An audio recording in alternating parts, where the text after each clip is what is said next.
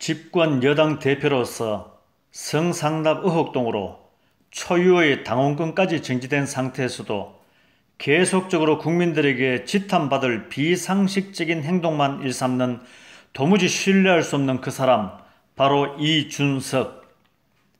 새 정부가 들어선 지 불과 3개월도 채 되지 않았는데 벌써 국정 지지율 30%조차 무너지고 집권 여당은 현재 몹시 혼란에 빠져 있는 가운데 성상납 의혹 등으로 인해 집권 여당 대표로서는 초유의 징계인 당원권 6개월 정지 결정을 통해 본인은 현재 당 대표직도 수행하지 못하고 있는 가운데서 좀 자중하며 현 정부의 안정적인 정책 운영을 응원해도 부족할 터인데, 그동안 지역 곳곳을 누비며 여론몰이의 자기 정치도 부족하여 이제는 새 정부 출범 3개월도 되지 않은 가운데 사사건건 야당의 공격과 일부 측근들의 잡음 등으로 인해 지금 나라의 근간을 세우기도 벅찬 가운데 당원권까지 정지된 당대표로서 좀 자중은 못할 망정 오히려 대통령에게까지 나를 세우고 있는 그의 모습에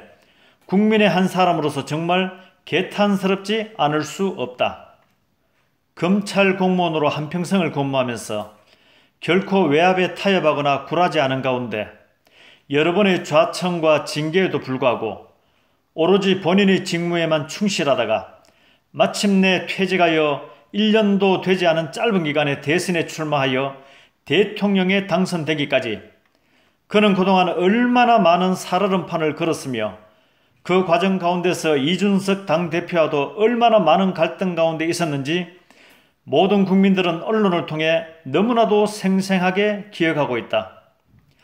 정치적인 기반이 부족한 가운데 대통령이 되다 보니 그를 지지하는 강력한 지지층도 부족하고 또 인물 인프라도 부족하여 잦은 실수와 경험 부족도 느껴지지만 앞으로 5년간 국정의 책임을 맡도록 국민들이 선출을 했으면 새 정부가 성공적인 정책을 추진해 나갈 수 있도록 국민 모두가 협력해야 대한민국이 성장하고 발전하며 또 국민 모두가 잘 사는 그런 나라가 되지 않을까 생각한다. 대한민국이 어디 정치인 몇 사람만이 나라인가? 일부 정치 지도자들의 말 한마디가 현재 나라를 온통 혼란스럽게도 할 수 있다는 것을 그들은 정작 모르고 있다는 말인가?